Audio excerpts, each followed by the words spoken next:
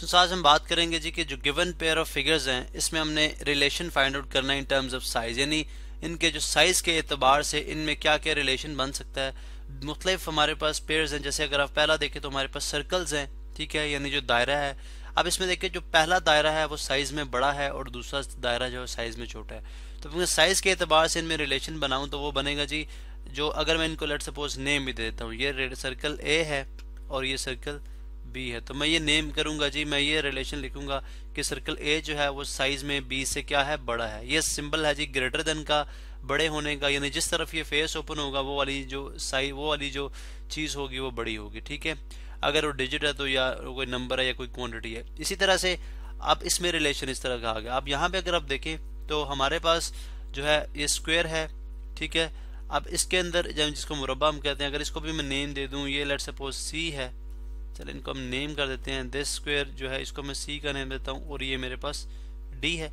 अब इसमें अगर आप देखें तो स्क्वायर जो सी है वो डी से स्मॉलर है, डी स्क्वायर जो है वो ग्रेटर है, तो लिहाजा मैं जो साइन लिखूंगा वो कुछ इस तरह से होगा, ठीक है। यानी फेस जो है वो डी की तरफ ओपन होगा, जिससे जाहिर होता है कि सी जो है वो स्मॉलर देन डी है, ये डी जो है वो ग्रेटर देन सी है। यानी अगर आप देखें इसको राइट साइड से रीड करना स्टार्ट करेंगे तो फिर सी जो है वो स्मॉलर देन डी हो जाएगा। अगर आप लेफ्ट साइड से रीड करना स्टार्ट करेंगे तो डी जो है वो ग्रेटर देन सी होगा, ठीक है। अब थर्ड केस है हमारे पास, जिसमें अगर आप देखें तो दो हमारे पास ट्राइंगल्स, इनको भी हम नेम करते हैं जस्ट ट्राइंगल ई और ट्राइंगल एफ। दिस इज ई और ये हमारे पास है एफ।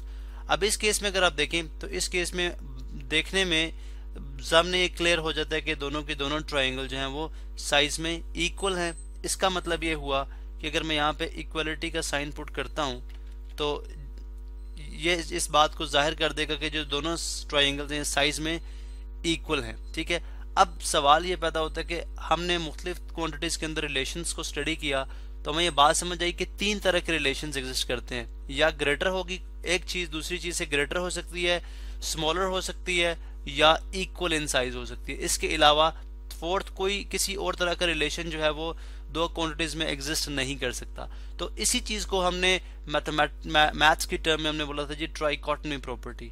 ट्राइकोटमी प्रॉपर्टी यानी ट्राई का मीन भी हमारे पास 3 होता है, तो ट्राइकोटमी प्रॉपर्टी के तहत हमने बात की जी दो क्वांटिटीज के दरमियान सिर्फ 3 तरह का रिलेशन एग्जिस्ट कर सकता है। तो फिर अमूमन आपको ऑब्जेक्टिव में इस तरह से भी सवाल आ सकते हैं कि लाइक इफ ए, जिस तरह होता है जी if A B belong to R, यानी अगर ए बी का ताल्लुक रियल नंबर से हो, ठीक है।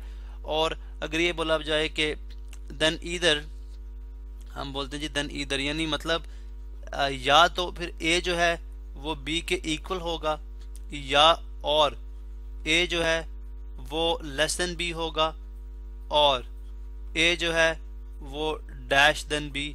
तो वो क्या हो जाएगा, आप डेफिनेटली इक्वल भी हो गया, लेस भी हो गया, तो एक रिलेशन क्या रह जाता है, ग्रेटर रह जाता है। यानी दो नंबर्स को जब भी आप कंपेयर करेंगे तो उनके दरमियान इन तीनों में से कोई एक तरह का रिलेशन जो है वो एग्जिस्ट करेगा।